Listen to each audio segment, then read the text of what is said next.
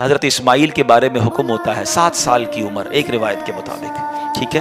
خواب میں آپ کو کہا جاتا ہے آپ نے 3 راتوں تک مسلسل خواب دیکھا کہ اپنے بیٹے کو ذبح کرو۔ اگین ذرا سمجھیے گا قربانی کا لیول، 99 ایئرز کی دعا کے بعد بیٹا ملا ہے۔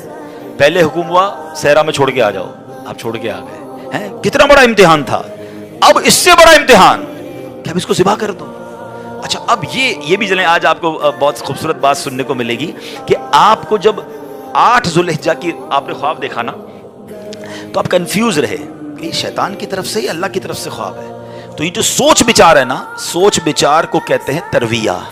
تو جو 8 ذوالحجہ کا دن ہے اس کو یوم الترویہ کہا جاتا ہے۔ اس کی وجہ یہ ہے، ایک بار پھر خواب آیا تو آپ نے یقین کر لیا کہ یہ اللہ کی طرف سے حکم ہے۔ تو اس لیے 9 ذوالحجہ کو کیا کہا جاتا ہے؟ یوم عرفہ۔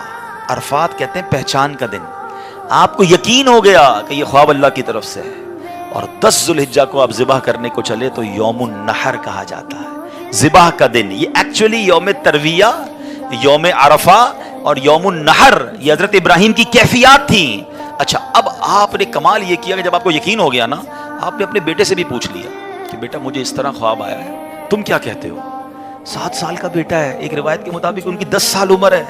اللہ اکبر، وہ بیٹا بھی کیسا ہے؟ جب آپ نے بیٹے سے پوچھا تو بیٹا کہتا ہے ابو جی یا بنیا انی ارا فی المنام، قرآن میں یہ الفاظ موجود ہیں، انی اذبحک فانظر ماذا ترى، اے میرے بیٹے میں نے خواب میں دیکھا کہ میں تجھے ذبح کر رہا ہوں، تیری کیا رائے ہے؟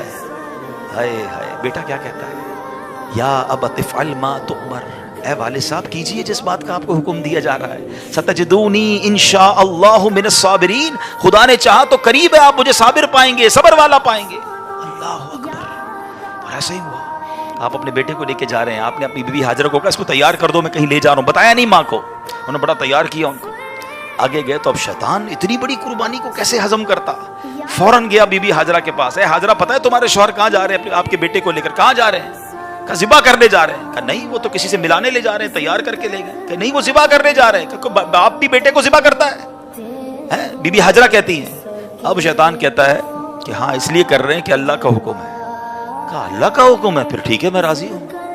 ہائے ہائے ہائے، رب کا حکم ہے نا، کیسی ماں تھی، کہتی پھر میں راضی ہوں۔ شیطان کا ادھر بس چلا نہیں، حضرت اسماعیل کے پاس پہنچ گیا۔ کہا اے بیٹے تمہیں پتا تمہارے ابو کہاں لے جا رہے ہیں؟ کہا ابو کہیں لے جا رہے ہیں مجھے، کہ تمہیں ذبح کرنے لے جا رہے ہیں۔ کہا کوئی باپ بھی بیٹے کو ذبح کرتا ہے؟ کہا ہاں اللہ کا حکم ہے۔ کہا اللہ کا حکم ہے پھر میں بھی راضی ہوں۔ سبحان اللہ۔